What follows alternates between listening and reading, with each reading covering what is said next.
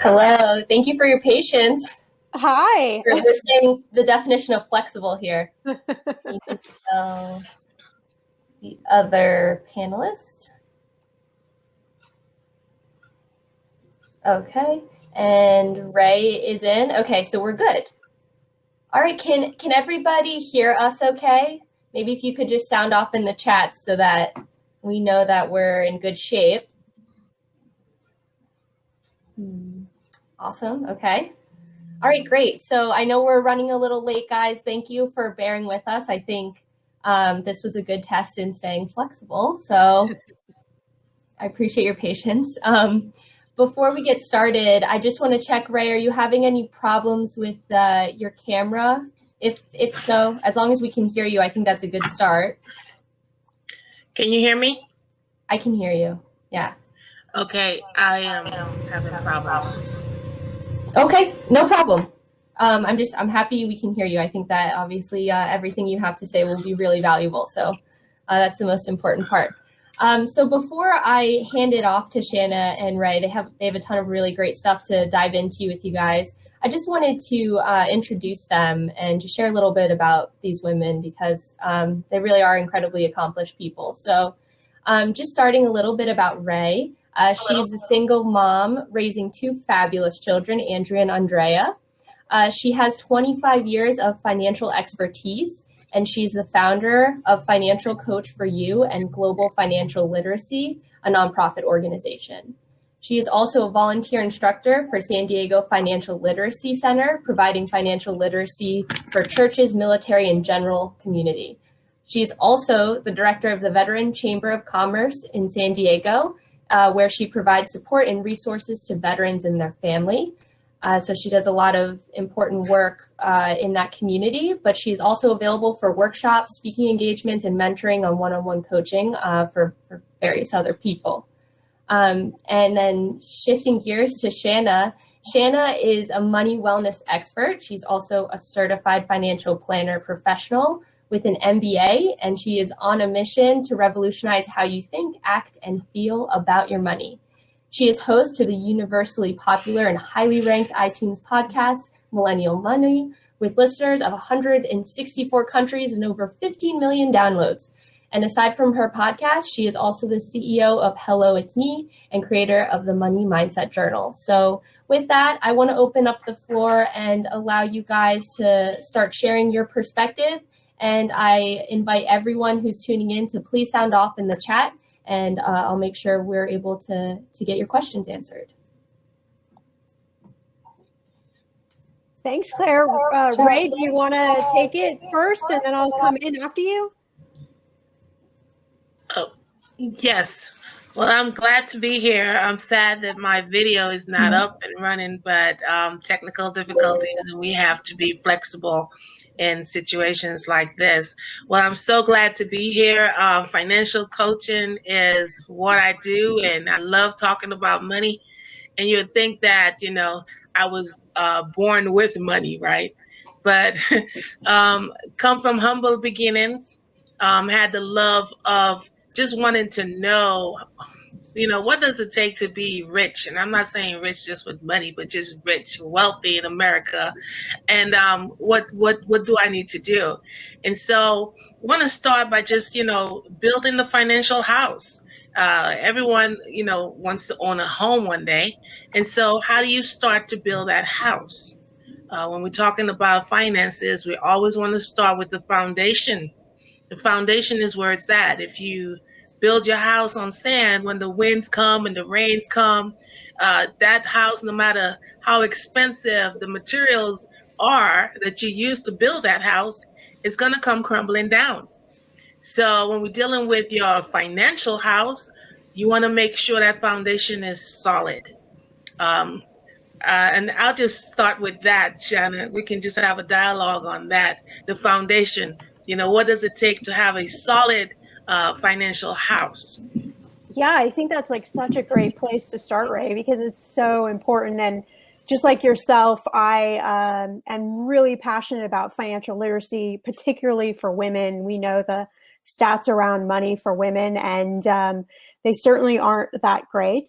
And so I think the idea of building this strong financial house is so important because we tend to want to jump to all the fancy tips and techniques around money, but once you build that solid foundation, that's your core that you can come back to over and over. And for me, I think another piece of building that foundation is money mindset, which is something that we don't talk about a lot, but it, to me, is a really critical component of money success. And as Claire mentioned in my bio, it's really understanding why you think, act, and feel certain ways about your money and how that then influences the habits that you have or don't have around money, and then thus those consequences. So I think that's just such a great place to start, Ray, again, because we tend to overlook that foundational piece and the importance of that foundation.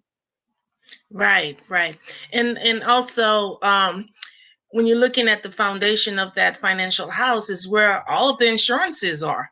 All of the insurances is in that foundation. I should say are in that foundation because, for example, would you drive a car without car insurance? And the reason why you want to have insurance is to provide for an event of, in case of. We don't have $1 million in our pocket to take care of loss. And I could be the best driver in the world. I'm out there on the road following the rules of the road, and someone not paying attention, maybe texting on the phone, runs into me and I run into the car in front of me. I'm stuck. So you want to make sure that there's insurance to cover loss. So we can talk about the different types of insurances that we need to have, not just want, but need to have in our financial house. Yeah, absolutely. I mean, it's, securing the asset is as important as growing the asset for sure. And I think insurance tends to be one of those topics that isn't very sexy, if you will, to talk about, but is right. Certainly one that you and I both know is so critically important. And things like life insurance, while that may not be for every person, it most likely is for most people. But again, that's just something we don't tend to want to think about when we're, building all of these nice things, thinking about buying houses and vacations and those sorts of things. But, securing your income that way, I think is a really important step to take in that process of building your financial house. And obviously, we've seen, in 2020, the importance of having emergency fund or some sort of savings that you can come to if you lose your job or there's a health issue. I mean, those are all really important things to think about. Absolutely, absolutely. Because no one plans on, burying a loved one unexpectedly. And death can come at any time and any point. Look at COVID-19. I mean, healthy people are just dropping like flies, and you're like, oh my gosh! Just like you hear, and I have dealt with so many deaths personally last year. It was like, what in the world is going on?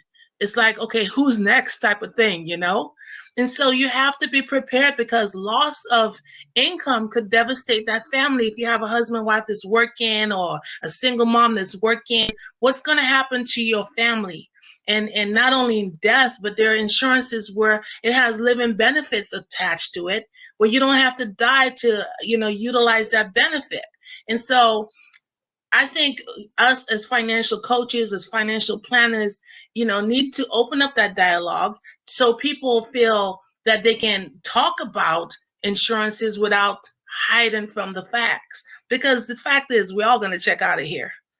Some sooner than others. We are all going to live forever. I'm sorry to drop the ball.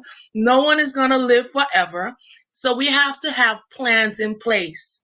I have 2 children. I have to leave a lasting legacy for my kids. I don't want to leave them and struggling.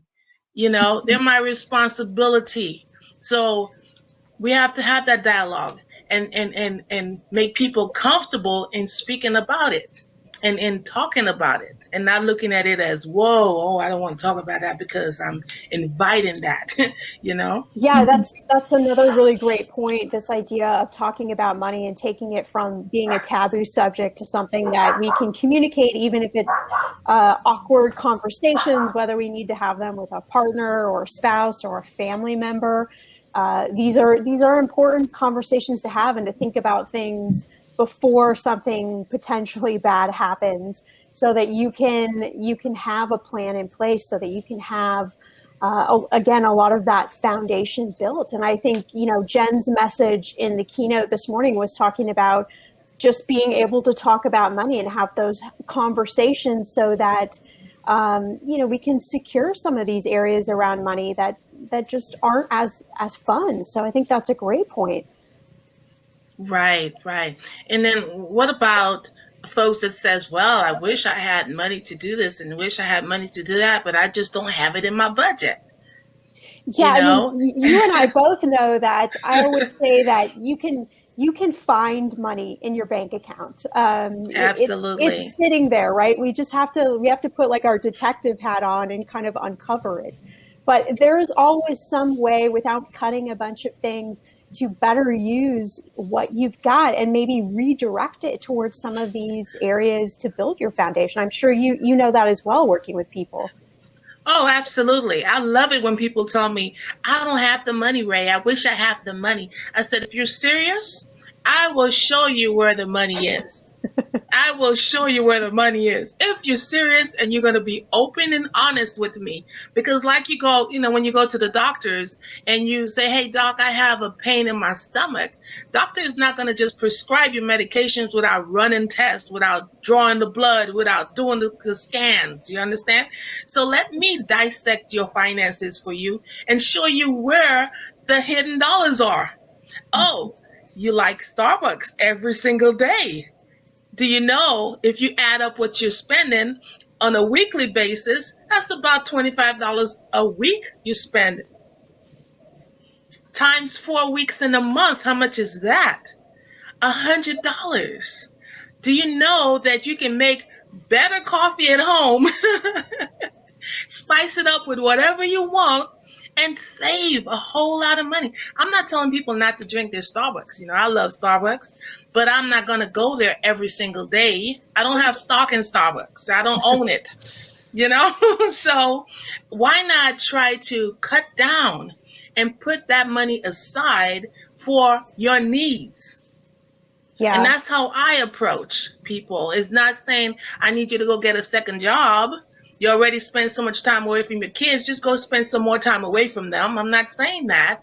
I'm saying let's look at your budget. Let's look at what you have right now, and let's try to slice off, things. Take a little piece here and put it there. And you'll be amazed how people just like, wow, oh my gosh, I didn't realize I was wasting so much money. Yeah, it's about being mindful, right? It's about being selective with, where we're spending our money. And these days it's so easy for us to just, like, on our phone, money just come out of our bank account. We hit a button or, there's something magical happens, and we don't have that emotional connection to money. We're not pulling out our credit card or cash. So we lose that sort of, that connection with money. So it feels almost, kind of magical or made up, if you will. And so I think it's like what you're saying is great. I caution people to be very mindful with their money, to know where it's coming in and where it's going out. So then we can be in control. We can make some of those decisions, or at least we put ourselves at a decision point, right? We either want to go to Starbucks, or we decide, I want to put maybe a boundary around that and redirect some of that money towards some other financial goal that's really important. Right. And it goes back, like you said, Shannah, control. Yeah. Who is controlling the money? You are. And if you don't track that money, if you don't track, when you start off the week with, let's just say you start off the week with $20 cash in your pocket. At the end of the week, if you can tell me where you spend that $20, that means that money is controlling you, correct? Correct. Yep. You're not controlling it. It's gone. And you don't even know where it's gone to. Right. Yeah, it just evaporates, right? Poof, it's gone. It's monopoly money. You know, I teach my kids. My daughter, she is 12, gonna be 13. Lord have mercy. I have never been a mother of a 13-year-old daughter. Good luck with So that. help. You know, I'm teaching her everything I know. I teach her at her level. You Yeah. know, and so when she was 10 years old, she created her own product line. I'm just sharing this real quick to show you how people can start their business and get that extra income coming into their household without having that PhD degree or going to school to be, studying all these masters. And you can start so humbly in your home, from your home, and finding a passion. She created her own product line. Well, That's I'm her great. mom, knowing what I know. Guess what? I'm gonna set her up for life. Yeah. 3 years later, we have the channel 8 is calling her for interviews, NBC is calling her for interviews from what she started. And imagine if we could talk about money so freely from a young age, if it wasn't this taboo topic and we learned about it and we felt empowered, especially as women. Like, imagine the impact we could have. Yes. And it's like starting young. It's teaching our children. I want my children to be better at money than I am. So I have to make sure I have that knowledge base to pass down to them. And so it starts with the knowledge base. It starts with that. Yeah, absolutely. That's so fantastic. So fantastic. I think, does this session, ends at 10:30? 10:30. So we have, do we have any 4 more minutes. Do we have any questions in the chat? Kay, you have some amazing points. I think all of us wish we were more prepared through various scenarios in life. Yeah. And I think that's the beauty of symposiums like this, is we can all learn and encourage each other and realize that our money mistakes aren't just unique to us, that most of us have had some version of the same mistake or issue, and if we come together, hopefully we can all help each other so we don't feel so isolated and alone. Absolutely. You're not in this by yourself. And some people, they suffer silently. They don't let no one know. They don't go out to get the help. And then when it's like, okay, they're about to evict you in a couple of days, now you get that phone call. Ray, financial coach Ray, get your magic wand, help me out. I'm like, okay, where were you like 3 months ago when I could have put processes in place to help you? So that's the thing, is not waiting until the pain is so unbearable that you're on your deathbed to reach out for help. You got to reach out for help as soon as you get that notice, as soon as you see there's a problem, and not feel embarrassed about it either. Right. Yeah, that goes back to just being okay to talk about money, but to talk about the stuff that isn't going right, not always the stuff that is going right, to have that freedom to have those discussions and not feel like you're being judged. I think it's so important. Yeah. So important. I share my testimony all the time. I'm an open book. I am transparent. I don't sugarcoat it.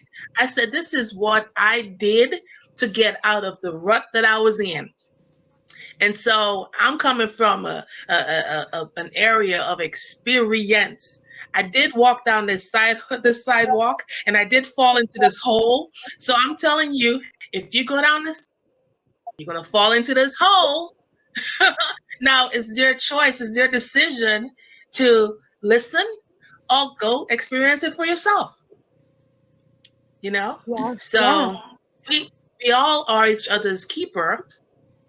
Find something that's going to help someone, I want to share. I want to say, hey, guess what? You can go down there and buy two, get one for free, or something like that. I'm going to share the resources with you. So it's up to you to take it or leave it, Yeah, that's the empowerment piece, right? Absolutely. And, I know we're about to break, but before, great just to get both of your hot takes on how people can really, truly know in their own situations whether their emergency fund is adequate. What are some initial steps they can take to make sure they're really as protected as they should be on that front?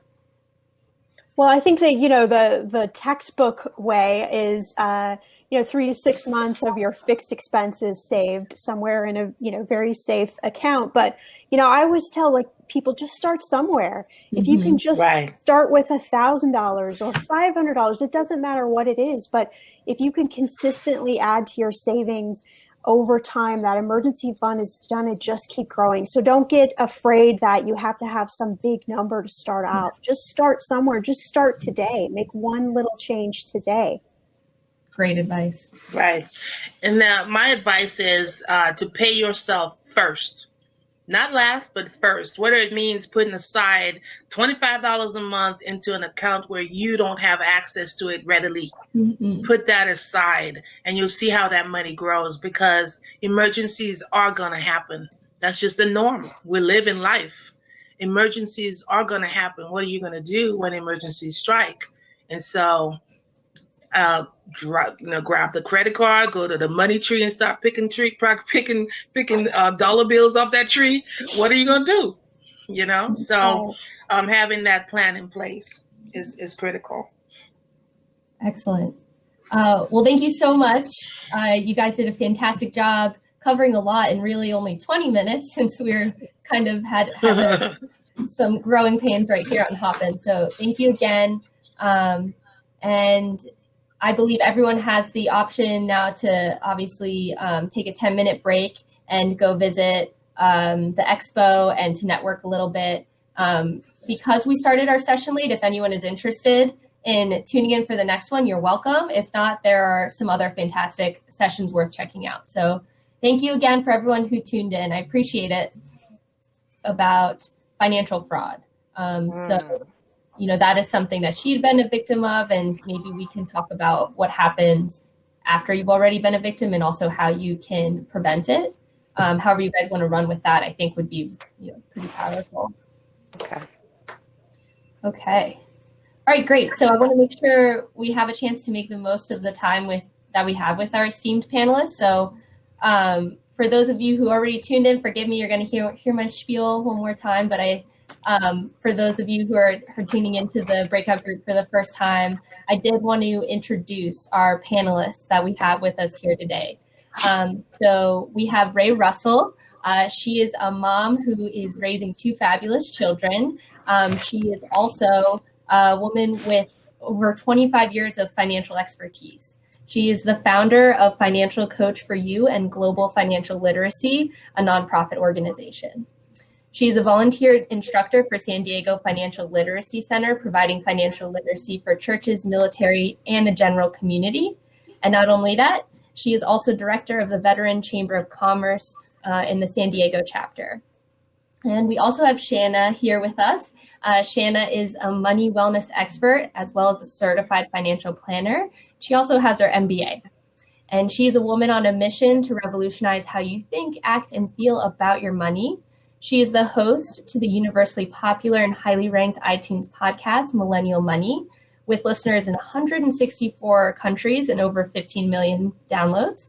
And not only that, she is also CEO of Hello, It's Me, and the creator of Money Mindset Journal. So I really invite you guys to leverage the chat. We have 2 panelists who have a ton of knowledge under their belts. So I'm going to let them take it away and dive into what we have for you. Great. Well, thank you, Claire. We should probably, Ray, do you want to start out with financial fraud and kind of work through that a little bit? Yes. Excuse me. Yes. Financial fraud. Oh, my goodness. When we're dealing with so many topics about finances, the one thing that we should always be mindful of is securing and making sure that our identity is secure, especially our children. Making sure not everybody has access to our social security number, date of birth, and all that. And when you're dealing with financial fraud, you're proven guilty.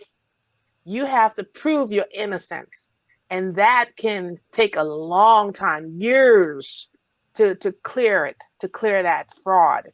And so the first thing you want to do is, if you've noticed that your identity has been stolen, is to contact the police. You have to put in a police report. And you're on your own, basically. You have to go through and or hire an attorney or someone that can sit down with you and tell you exactly what you need to do to get it done. But the first thing you want to do is put in that police report. Get a copy of your credit reports from the 3 bureaus. See what's being affected. And it's a hard journey, but it can be done. It can be done. Yeah, Ray, I think that's a great point. And, you know, the unfortunate reality is that identity theft and financial fraud is almost norm now because, I mean, whether it's, you know, Target or, I mean, any place we shop, or you probably have gotten texts or emails through all sorts of companies that are not legitimate, and they make it really easy, right? You just click on a link and suddenly they have access to a lot of information. So I think, Ray, on top of the police, you know, also notify the 4 credit bureaus ASAP, get a copy of your credit report. And there's a lot of services now, free annual creditreport.com. You can get a free credit report every year. There's also apps like Credit Karma, Credit Sesame, where they're free and you can look up on your credit score, you know, 1 million times a day if you want to, and it doesn't impact your score. And so really keeping your eye on these things is really important. I'm also going to put in the chat a link to an advocate's document that I have on what happens and what you should do when there's financial fraud. So I'll put that link here in the chat in case somebody wants to. It's kind of long, but in case somebody wants to click over, it's got some great advice depending on like where you are in that financial fraud situation. But yeah, it just takes a lot of time.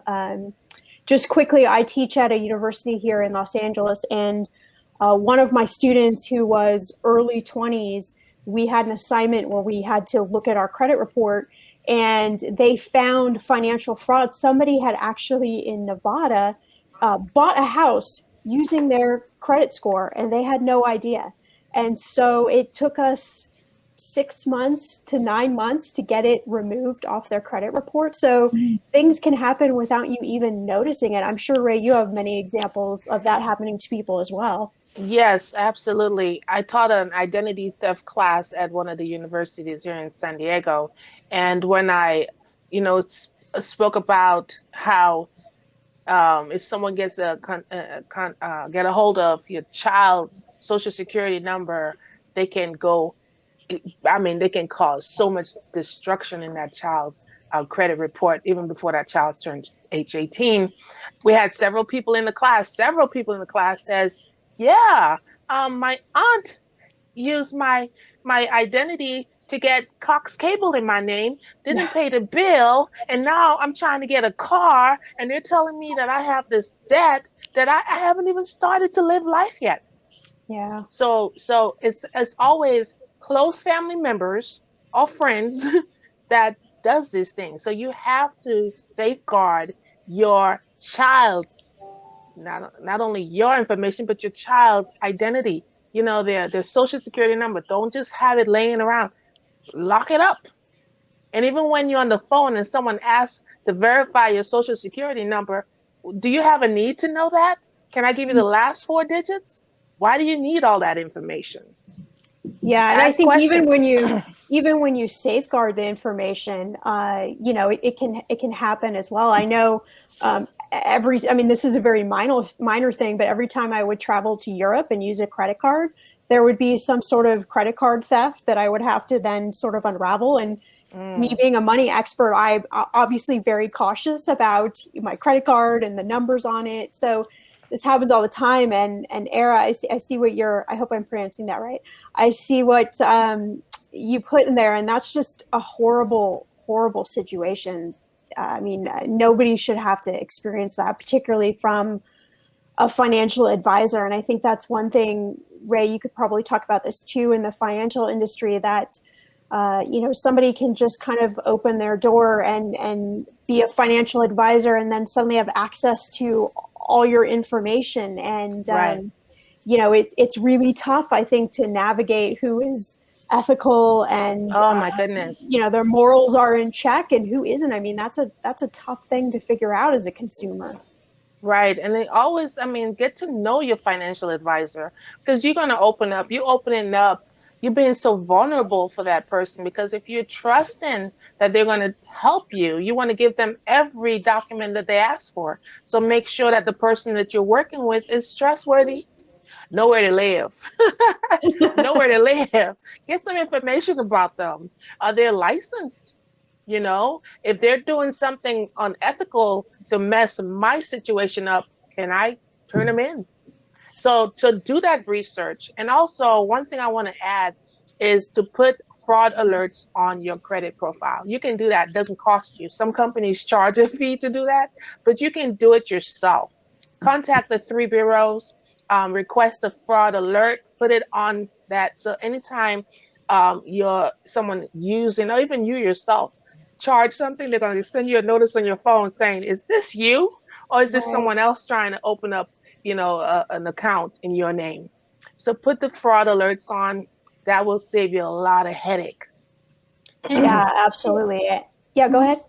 Yeah, so Shannah and Ray, just tying back to something Era touched on, which I think is really important for everyone tuning in, is she mentions what a fiduciary is, and I wish I had known that at the time. So I guess going off of that, can you share maybe a few key questions or things that people should be looking into when they're going to hire either a financial coach or a planner, an advisor? Really, where would you start? First, I would find out if this company is legit. See if they're licensed, because a lot of people say, yes, I'm a financialist, but they have nothing behind their name. They do have a fiduciary duty to make sure that they're taking care of their clients. And if they're not, then it's a red flag. Look at the red flags. Yeah, I think, Ray, that's a great point. And it can even be tricky sometimes. I mean, if we look at like a Bernie Madoff situation, all the credentials apparently in the world, and all of these very influential people had money with him, and yet that still happened. So I think it's really tough to navigate. As being a CFP myself, we are held to an ethical fiduciary standard for any clients. Doesn't mean that something couldn't happen, for sure, but I think that Era, what you went through is unfortunate, and so many other people go through that, because it's almost like you can't, to answer your question, Claire, it's almost like you can't 100% know, whether this person is above the board or not. There are certain questions you can ask and look at, but there's still things that can happen. And it's also, it's a crime. It's a crime. It's a civil liability. You can sue them, for breach of fiduciary duty. You can actually take them to court. So don't think that you don't have any power or you don't have any control. You do. Well, I think this is such a great conversation to have, because as women, we need to feel empowered around these topics and things that we don't talk about, or we might be afraid to ask questions. And so I think having these kind of discussions about tough money subjects is really important. Yeah. And as women, a lot of us, especially if you're married, sometimes we have the husbands that are taking care of all the finances, and they pay the bills, they do everything. And if something happened, whether it's a divorce or a death, it leaves you in a very vulnerable state, because now I have no clue who's paying what, or you have no clue. I would say you want to make sure that you know exactly what's going on. It's a partnership. It's not just one person doing this and the other person is doing that. It's a partnership. Let's sit down and do the bills together. Let me know what's going on. Let's see who we're going to pay off first. Let's put that game plan in place. And so once you treat your marriage or your relationship as a partnership, then you're not left, wondering, okay, who do I trust? And first person that says I can help you, I go over there, and then you end up getting messed up and taken advantage of. So we have to have, as women, put on both hats. Yeah, I take care of the household. I do work. I can take care of the bills too. Let's see what we can do together. Right. Yeah. That's a great point too, that like partnership aspect, because I can't tell you how many couples I worked with that was more financial therapy, if you will, than actually the, tools and tips around money, because it was navigating those conversations and those roles with money and really creating a partnership. So I think that's such a great point. Yes. Excellent. And let's see what else we have in the group chat here. We have one question. What would you suggest for young adults who are trying to start budgeting and to be financially literate and responsible? So kind of shifting gears here, but what are a few things that you guys would recommend? I'll start. I have 2 children, beautiful, wonderful, amazing. They're perfect. I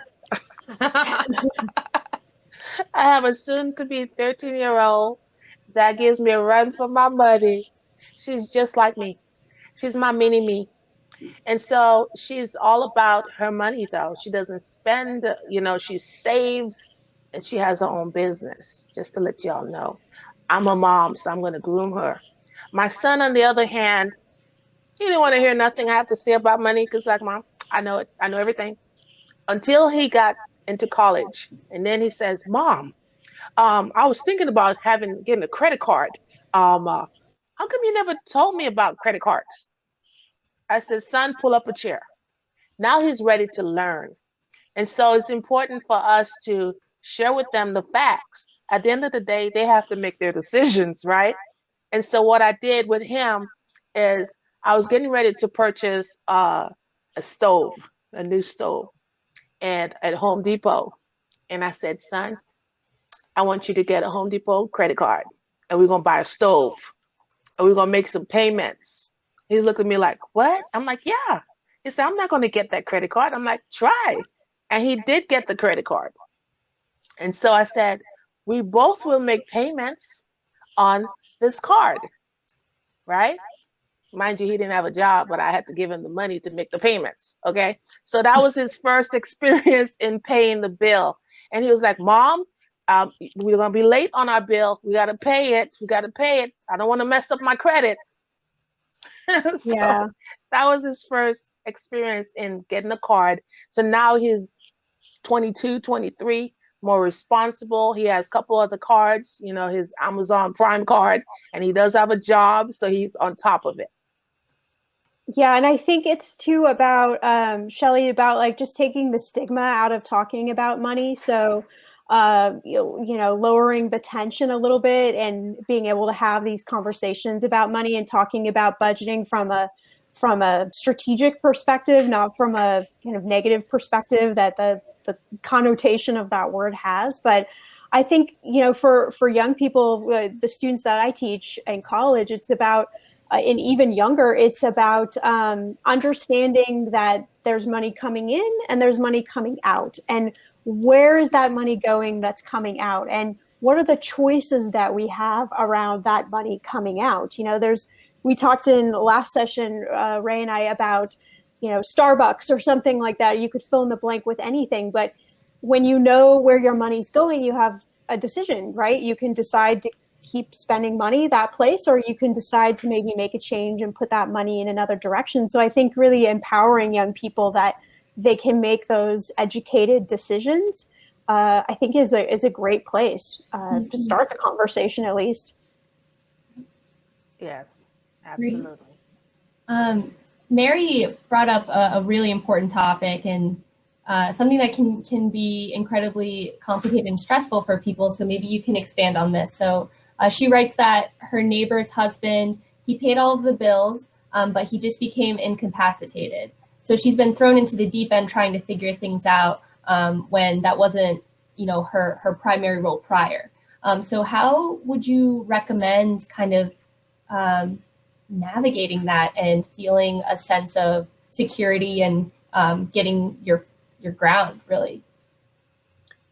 Yeah, Mary, that's a tough scenario that, I wish there was probably an easy answer for it. I think it's first about pulling the pieces together. Are there passwords and logins and different information that can be found to access, the different assets? Was there some sort of written document with those sort of things? Are they starting from scratch? I think that's a really tough situation, but it's about trying to put the puzzle pieces together as best as possible with,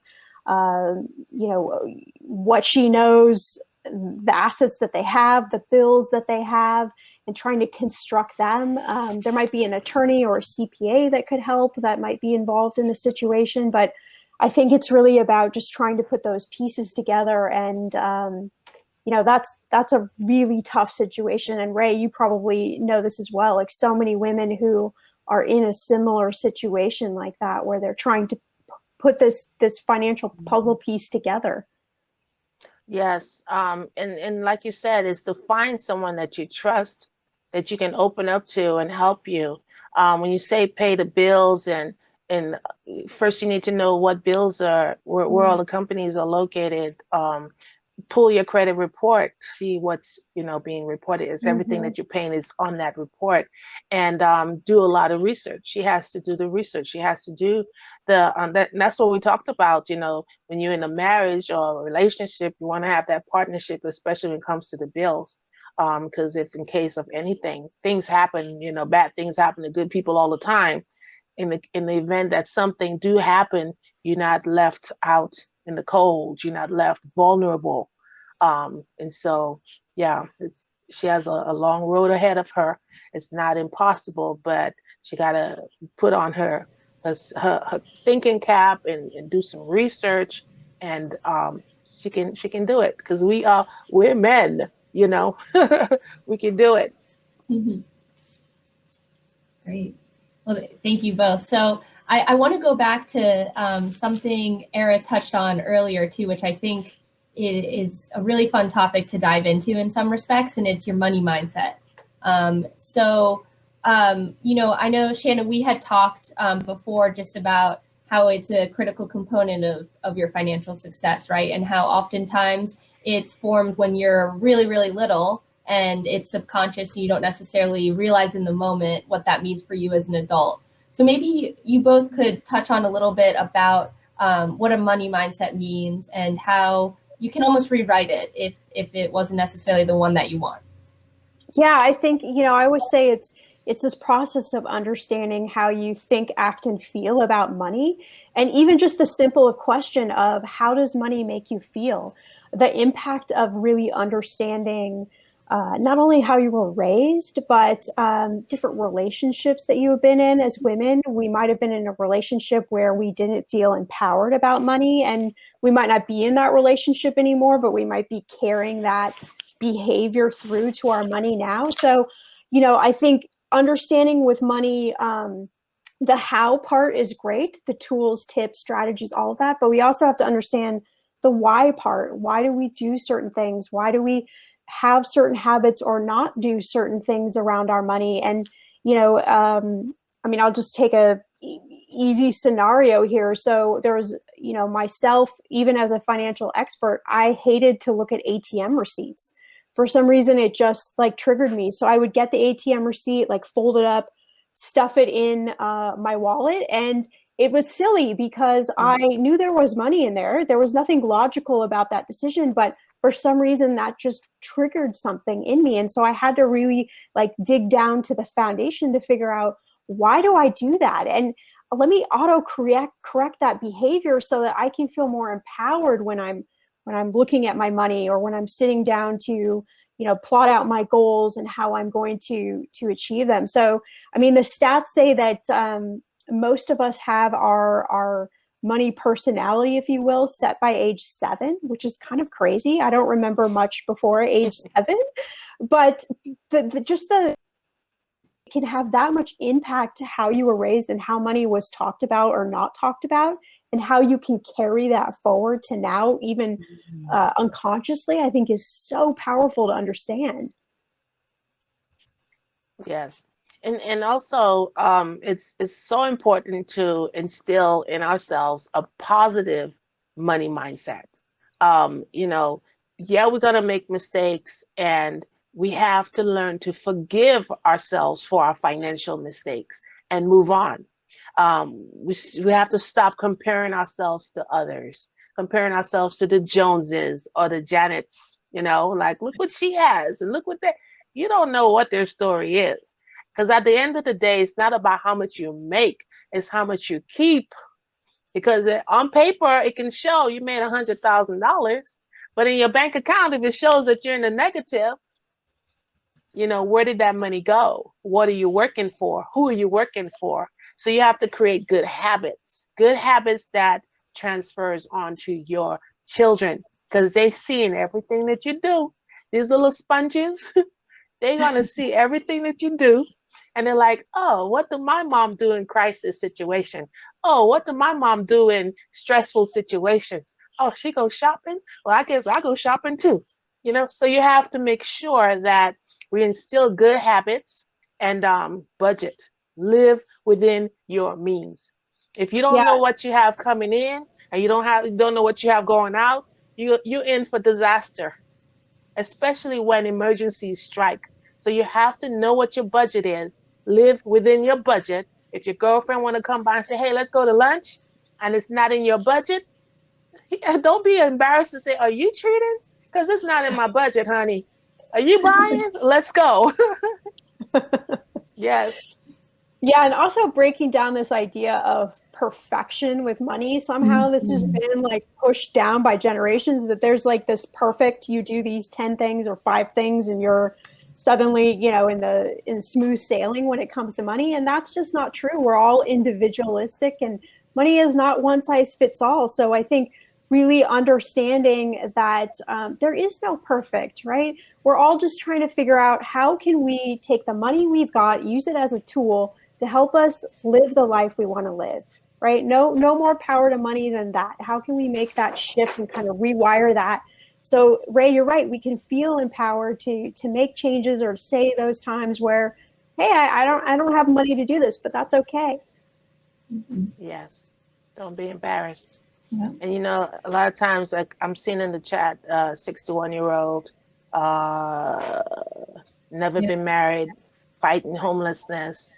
And so she's probably beating up herself, you know, like, oh, I'm 61. Look how far, look, what have I accomplished for the 61 years of living? And these self-defeating thoughts will take her out.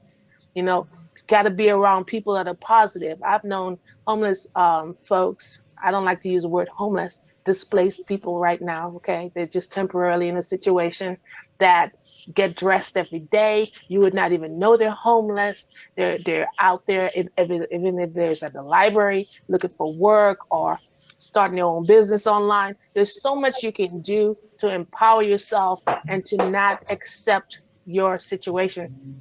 You know, making plans, making steps, always making strides. When I speak to my clients, especially women, I keep reminding them, you know, God created us the way we are to be woman and man, woman. Hey, so we have to have that mindset. We can do this. We can do it.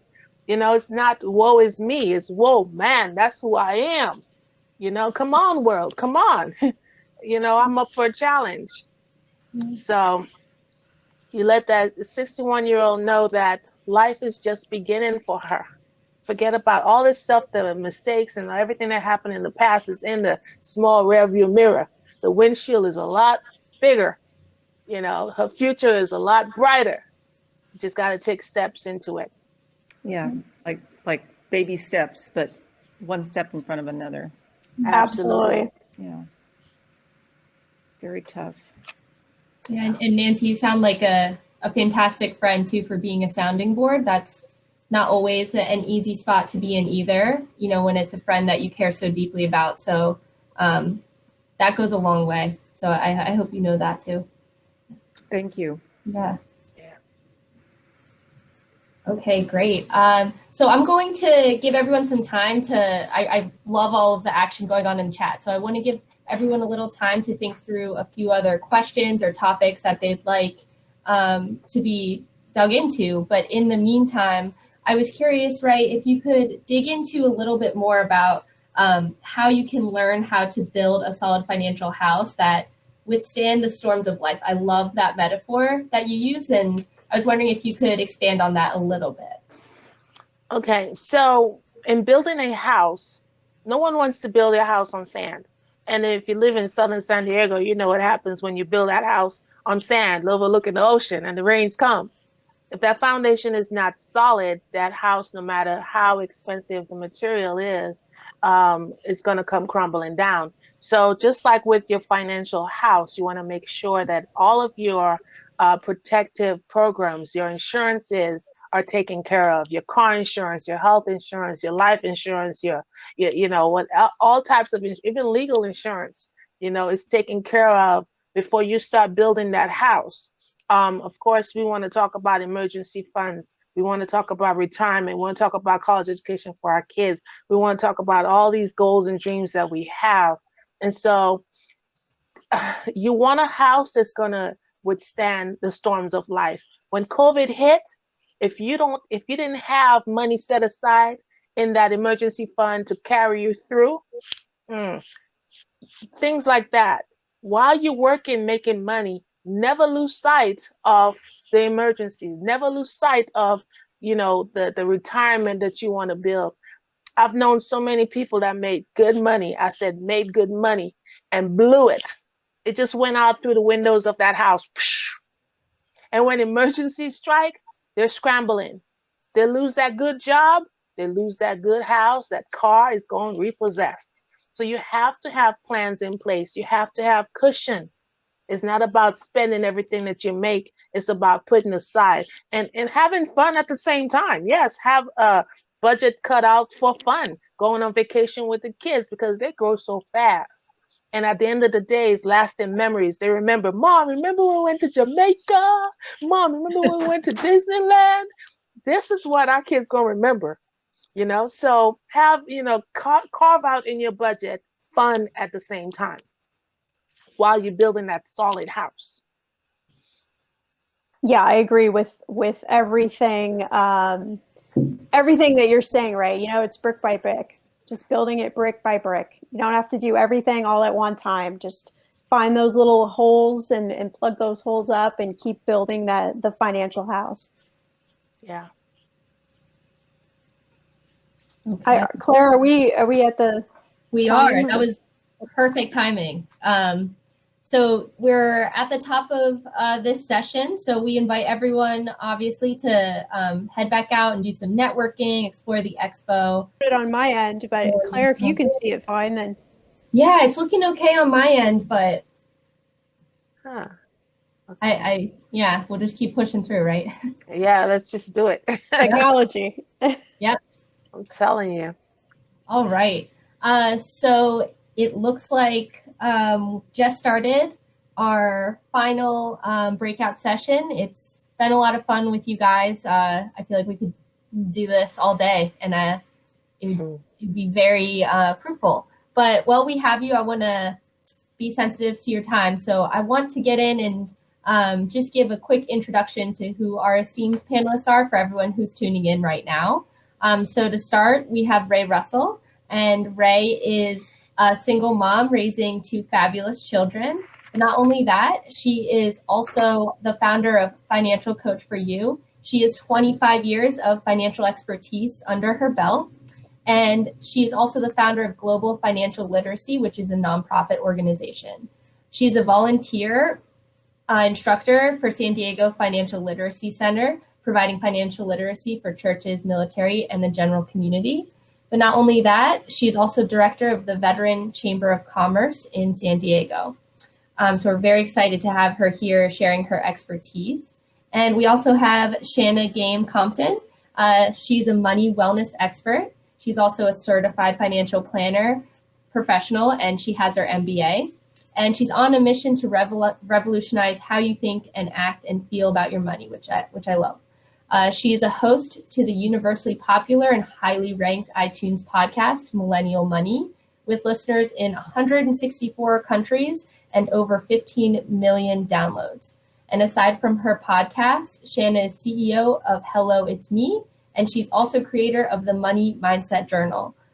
So with that, I want to give them the stage to take it away and kind of share what's on their mind. And I also welcome everyone to sound off in the chat, ask questions, make comments so that we can continue to engage and develop the conversation.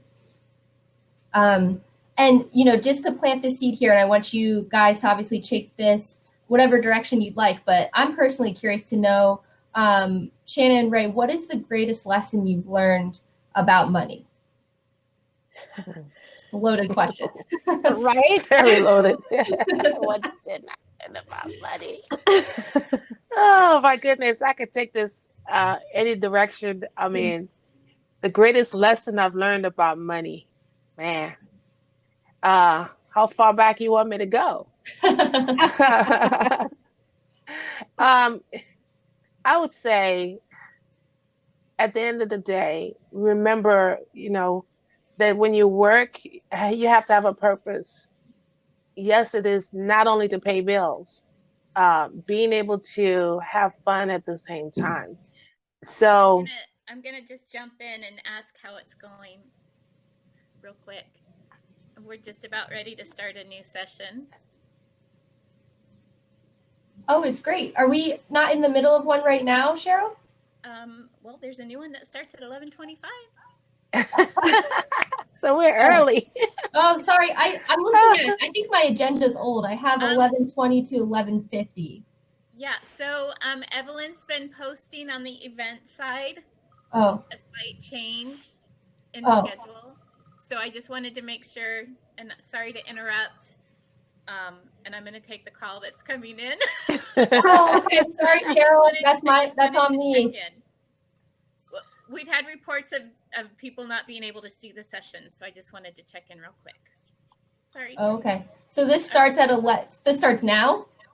The new one, yeah. Oh, okay. I'm sorry, everybody. It's okay. No worries. Just keep going. All right. Well, Right. thank you for the heads up, Cheryl. Conversation.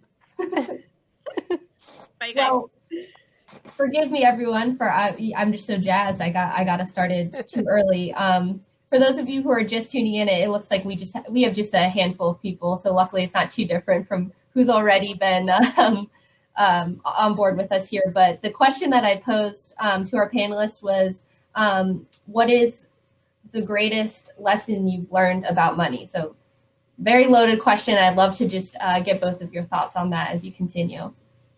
Okay.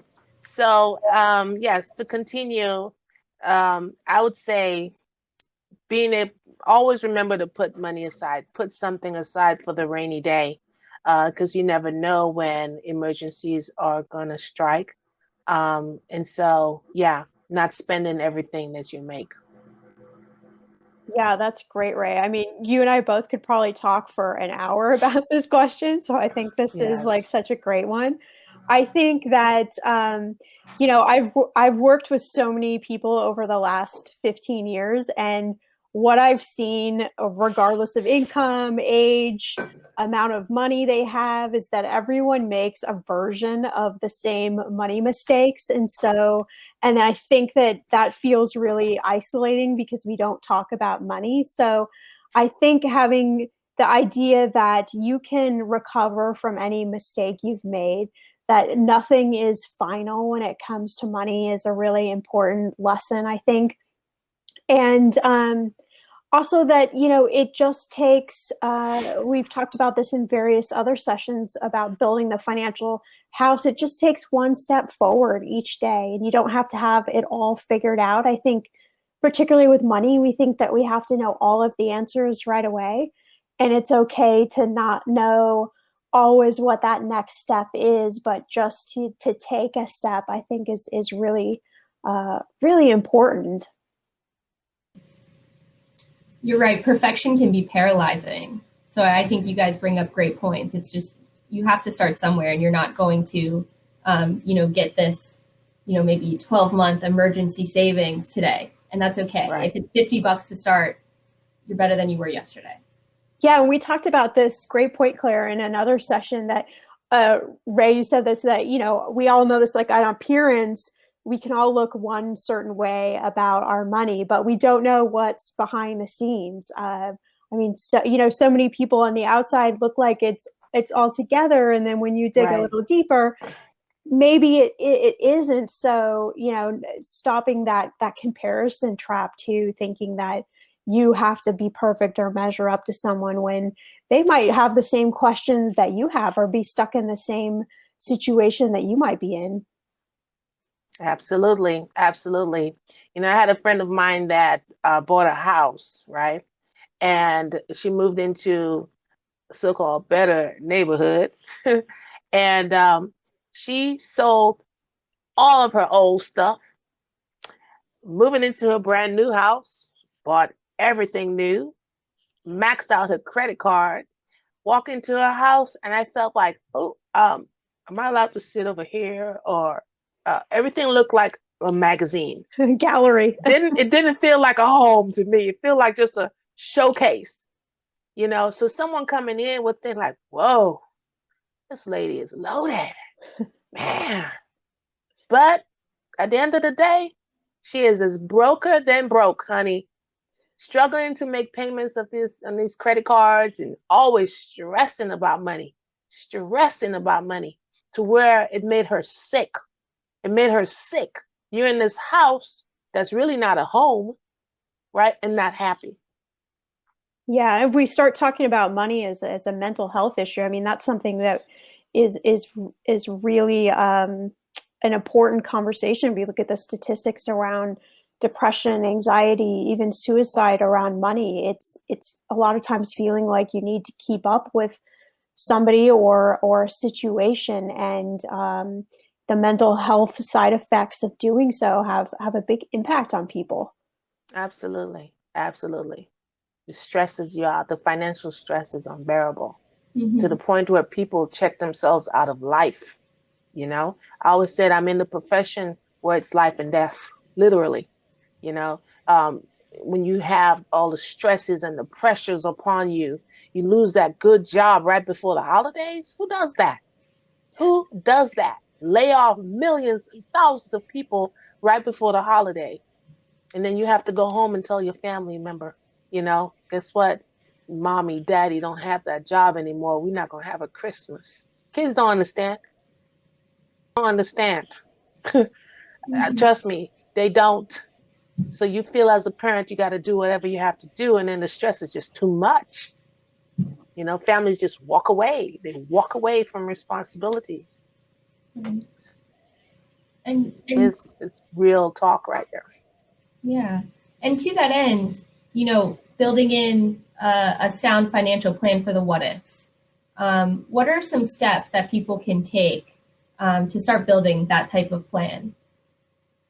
Yeah, well, we've talked about in previous sessions, emergency fund, which is something that we hear that quite often, and it's easy to ignore unless you are in a situation where you could actually need your emergency fund. So just setting aside some amount of money. It doesn't even have to be a lot, but set aside some money every week or every month that is going towards a special fund, that if something were to happen, the car breaks down or something more unfortunate, like losing a job, at least you have some amount of money to help pay for some of those bills in the immediate term.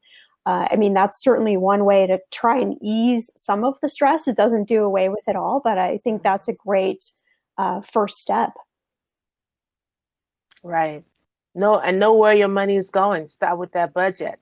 Know where your money is going is so critical, because if you don't have it to save, where are you going to be at? Know what's coming in and know what's going out. Yeah, and also knowing that what's going out, you don't have control over all of it, but there are certain tweaks you can make without having to cut dramatic things. Like something that I do 2 times a year is I call my internet company and I call my cell phone company and I ask them, am I on the best plan for what I'm using? And every single time I'm able to save money, because these carriers are constantly coming out with new plans. So there are opportunities. Right. You have to do a little legwork to find them, but there are always opportunities where it isn't the decision of, well, I'm just going to totally stop doing this thing. So, it's also about being creative and being flexible. One of the missions for, I know, the symposium, but it's hard to do sometimes when you're in that moment of stress. Right. Yeah, and when it comes to, because I know budgeting is almost a dirty word, right? It's like no one wants. It's almost like diet. It's like that's just Right. constraining. It just doesn't have the same allure as maybe some other sexier parts of the financial industry. But it is important to your point. So, what is your advice on getting started? Is it maybe even pulling up an Excel spreadsheet or just writing down what comes out of your bank account? What do you guys think are some great ways to start tackling building a budget that you actually can follow? What I did, and when I teach my classes, this is their homework. I encourage people to use their debit cards instead of cash. You can't control cash. You can't even track your cash. So use a debit card, and at the end of the month, you go through your statement, which is electronic, print it out, and you highlight your different areas and where you spend your money. How much did I spend on food? How much did I spend on gas? How much did I just blow? Miscellaneous stuff. And when you look at what you've spent the previous month, now you're mindful going into the next month, because we're going to do that again. And let's see where the changes are. I get my daughter, because I have to file my taxes, and I have multiple businesses, so I have to track everything.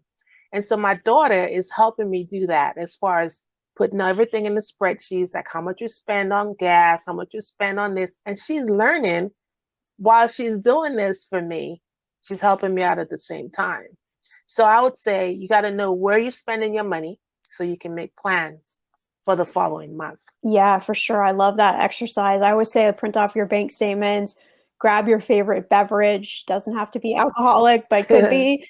Set a little mood, put a little music on, or go to the park, or go to someplace enjoyable, just to take yourself out of that frenzy around money and start highlighting those categories. And I always teach people a system I call a 2-column budget. So the first column is before the month, it's what you think you're going to make and what you think you're going to spend. And the second column is at the end of the month, what I did spend, what I did make. So you have then full knowledge and power to figure out, well, where are some of these discrepancies that are coming up, and how can I make these different changes for the month going forward? I think so many of us do a budget ahead of the month, but that isn't reality necessarily. We don't know how things are going to shift that month, and we never come back to that. So when we think we're supposed to have $100 left at the end of the month, and suddenly we have to go into our savings account and pull money over, we need to understand, diagnose a little bit, like, well, what's going on? So then we can be in charge and figure out how to make those little nuanced changes every month. And it doesn't have to take you a long time. I mean, it could take you 20 minutes a month, 30 minutes a month, like something very painless. I think that's both of you guys gave fantastic advice. And I would say about the 2-column approach is great, because it holds you accountable, right? It's like, well, this is what I told myself at the beginning of the month, and this is what actually happened, and it's okay. But now I know. Yeah. I know how this kind of played out. And I think something else that is could be beneficial to people through this year and some change of some real uncertainty in cash flow is I've heard people kind of scrap the whole budget right now. Like everything's in free fall. So I'm not going to budget. I can't right now. I'm kind of it's triage. I'm just taking the day in front of me. And instead I'm encouraging people, well, why don't you make a budget for COVID? Like, okay, this is my temporary reality, and maybe I have some expenses I otherwise would not, but I still need to have some guardrails here. And then I'll make my ideal budget for like normal life, right? Because we can't just kind of allow ourselves to just be at the mercy of whatever's happening today. We still have to allow ourselves some accountability where we can. That's a great point, Claire, too. I mean, I've gotten questions by a lot of people, you probably have, Ray, as well, of, is it okay if I don't contribute to my retirement right now? Is it okay? it's okay. It's okay to back off a few things for a period of time, just to, like you say, Claire, just to triage and just kind of make it through, even if it's this year, just to make it through and be able to pay your bills and not have to worry about all of the extra places your money's going necessarily. Mm-hmm. Right. And I look at COVID as, just shut down, time to rebuild, time to regroup. It's the perfect time to contact those credit card companies and negotiate. It's the perfect time to contact your mortgage company and say, hey, this is my situation. What plans do you have for COVID? And they do have plans in place. I've had clients that their mortgages were just frozen for 6 months. They didn't have to pay. I'm like, wow, So I called up my mortgage company too. And guess what? They did have plans in place. Because as you know, I'm a financial coach. During this time, folks don't have money to play no money games, So what happens to my income coming in? I took a hit too. And so my mortgage company worked with me. And guess what? Didn't have to pay for 5 months. I said, oh, thank you. You don't know if you don't ask. So contact everyone and say, look, this is my situation. And a lot of times they work with you because they want to keep your business. They want to keep that, good relationship flowing. So they will work with you. But if you don't ask, you don't get. If you don't knock, the door is not going to open up. Yeah, you're right, Ray. It starts with the question, just ask the question. There's worst case scenario is it's a no, but particularly when it comes to your money, asking those questions is so important. Mm-hmm. Yeah, that you're absolutely right. And just tying back to the budgeting step in creating your financial plan.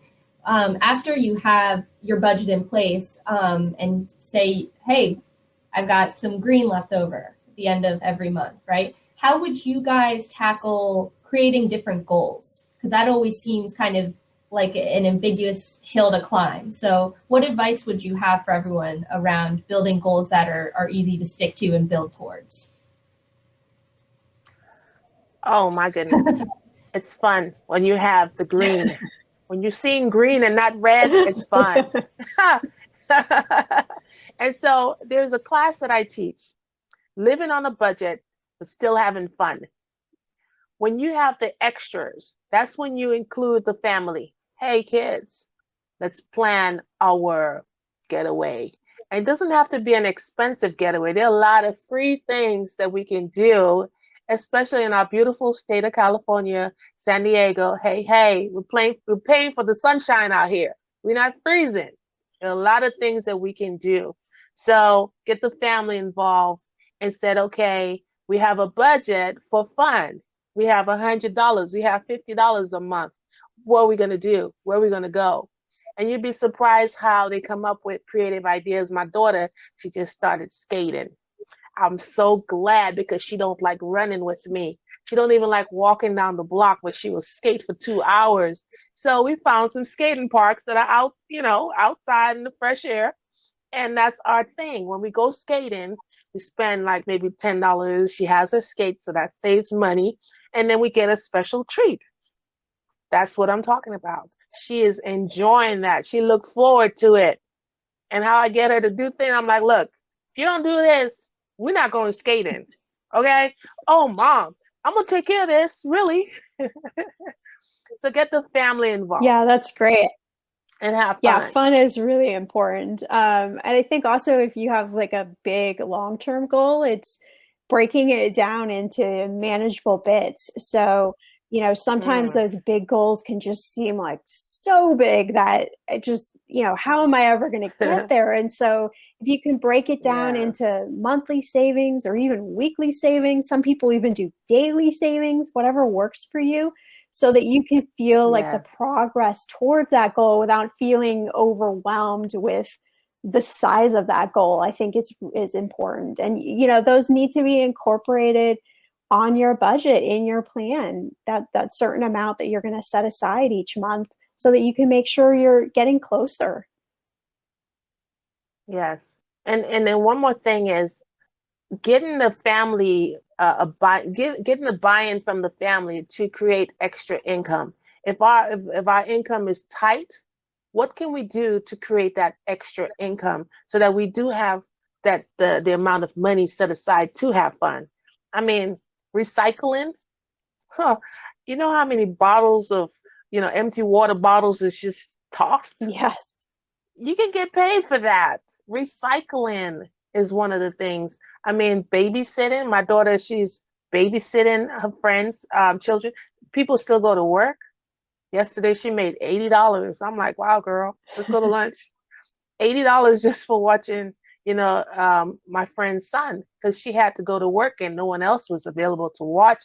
So, things like that added to the budget so we can have fun. Yeah, and with COVID, most of us probably haven't been eating out very much. We've probably been saving some on our eating out budget, but that typically is where most people's budget goes a little topsy-turvy. So, Yes. just creative things, like you don't have to stop going out to eat, but could you have some fun around cooking at home, or learning how to cook, take a class around cooking, or just finding those little, I call them like budget busters for each of us, like those little areas in each of our monthly spends where things maybe don't go quite as planned. And can we focus on that one area and see if maybe there's a way we don't have to cut it out, but is there a way we can be a little creative around it? And then take that money we're saving and put it towards one of our goals. So rather than just like leaving it in the bank account, because we know what happens when money is left in the bank account, it evaporates, right? Right. So let's give it a place to go.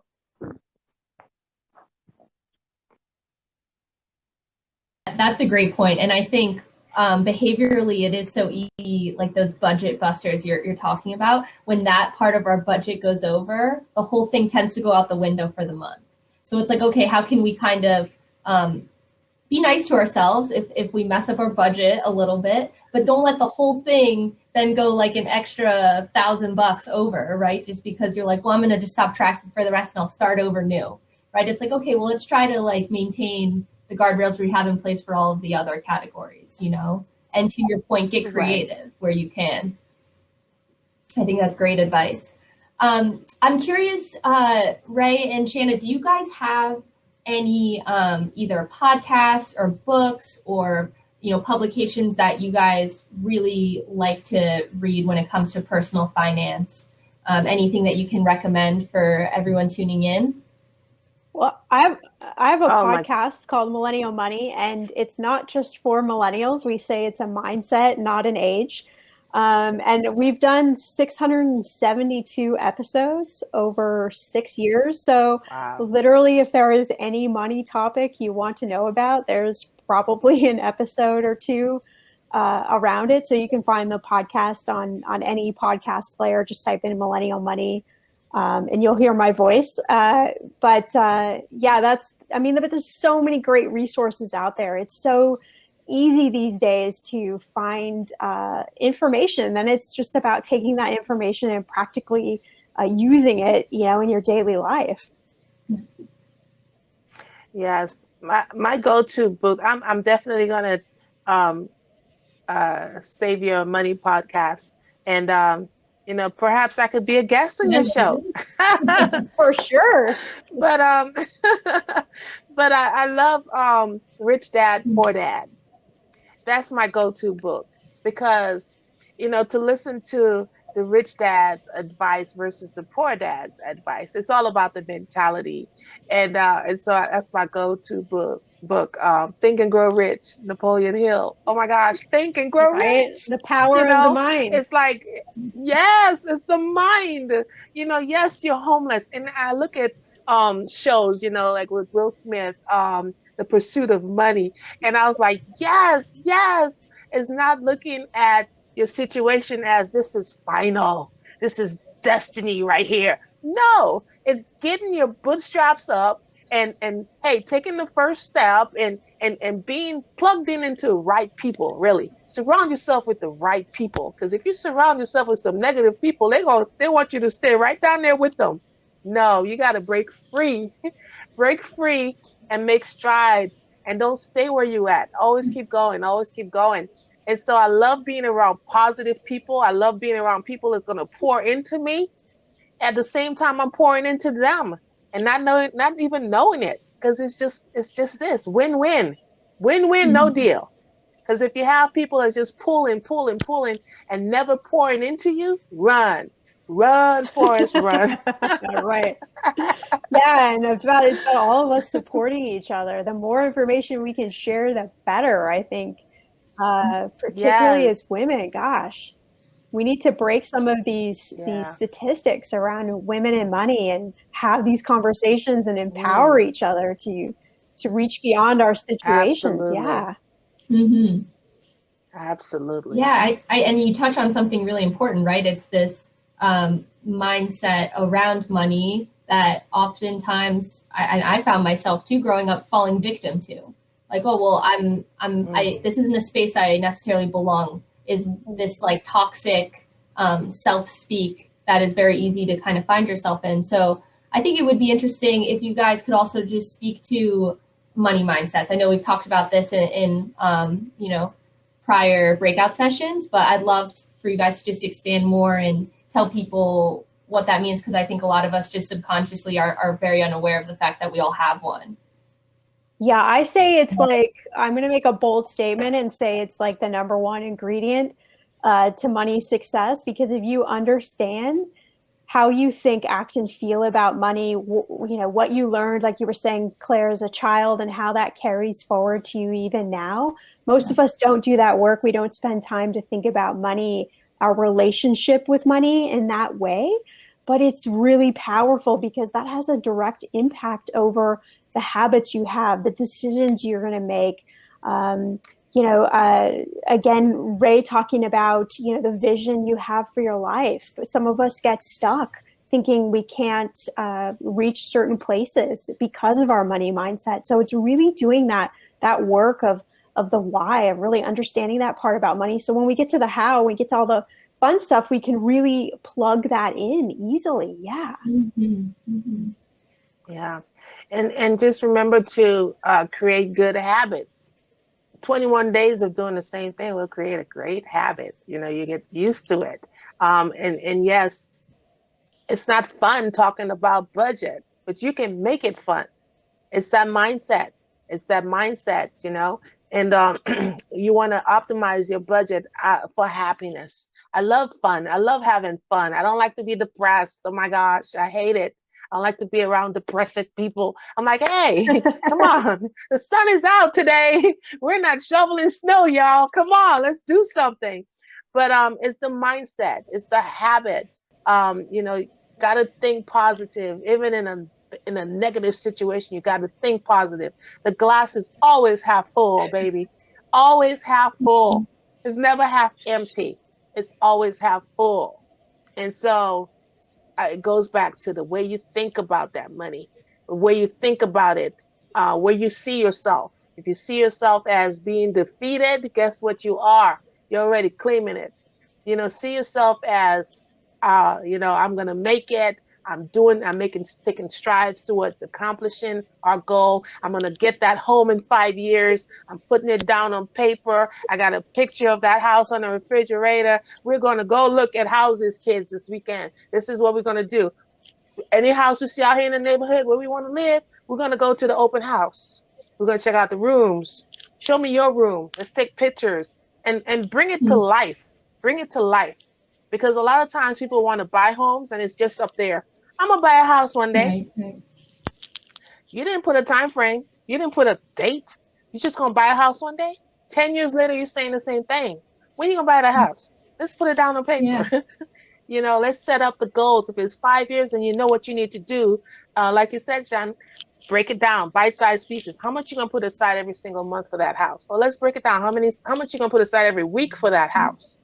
And get the family involved, get the buy-in from the kids, get the buy-in from the spouse, so that everybody's on the same page. You're right. It has to be measurable, right? If it's too big, if your goal even for this year is like, I'm going to have better money habits. Like, oh no, well, that's very vague and that's almost intimidating. Like, right. What does that mean to you, right? Mm-hmm. Yeah. So I think if I understand correctly, because I had our timing all messed up, but I think we're until 11:55. So I think we have a couple more minutes if I'm correct. So one thing I'd really love to know, and again, I invite everyone, please use the chat if any questions pop up in the meantime, but I'd love to know, Ray and Shannah, how did you guys find yourself in the space of being a financial coach and a financial planner and having the reach that you do now? Can you tell me a little bit about your history there? Yeah, no, go for it, Ray. Go ahead, Shannah. I love hearing you speak. Go ahead on. Go ahead. I sort of am unlikely, although my father had been in the industry his whole career. I started my first business, had nothing to do with finance in college, and sold it out of college. But that's really where I sort of cut my teeth on learning how to be really resourceful and mindful with money. And got my MBA and joined my father in his financial practice for a few years, and I got my CFP, and then really, my love for the creative side around money, about teaching and educating people around money, came about. So started my podcast, which really opened the doors to having a career around talking about money and creating fun products around money. So that's what I love to do. I love to empower people that way. But it's just been so great to have this career, to be able to learn these tips and techniques, not only for myself, but to be able to help so many other people in like some of these really sticky areas. Right. And so I started my quest for knowledge back in the military days. I've always, like I said before, always had, the notion of how the rich stay rich and the poor just stay broke. How do you cross over? And so I started, everything that I'm teaching is what I've gone through myself. I've gone through the experience of having bad credit and then being able to fix my credit. I'm like, hey, and then sharing that knowledge, and people listen and they're like, hey. And so I stumbled upon this career of financial learning, working in the financial industry. I started off with a company called, I don't know if I want to say the name of the company, but I started off with a company, and I learned so much about the financial industry, and I was like, whoa. And then they limited me because I couldn't do so much. I wanted to teach credit repair. I wanted to do this and show people how to budget. Like, well, we don't do that here. You can only do this. And I'm like, hold up. I got my license. You didn't test for that hard license. I did. And now you're telling me I can't do this and I need to help folks? So that I branched out on my own. Didn't know I could do it. Branched out on my own. And I'm like, I'm the financial coach. I'm going to coach you. I'm going to show you how to play this money game. Who wants to learn? Who wants to play? And that's how I started. I started in the military because a lot of the young folks, they come into the military right out of high school, have no concept about money, getting paid good money every 2 weeks, and they blow it. And I'm sitting back like, how in the world you broke? You just got paid. What you doing with your money? And I was talking to them and they were listening. Next thing I know, like, Ray, you can get a license for this. You can get paid for doing what you're doing. And that's how I got started. I started way back in 96. So I got a lot of years of experience under my belt. And when I teach, I just share my story. I share my testimony. And I tell folks, look, you don't have to stay where you're at. You can always grow from where you're at. And when I teach, people they get it, because I don't teach over their heads with these big accolades and big names. I teach to their level and they understand. Give them the motivation to do something, because you can come in like you can come into this class, you can come into this session and get a lot of good information, but it's only as good as you putting it into practice. You can't just put it on a shelf and say that was a great training over here, really good. But you're going back to the same rut unless you make a change.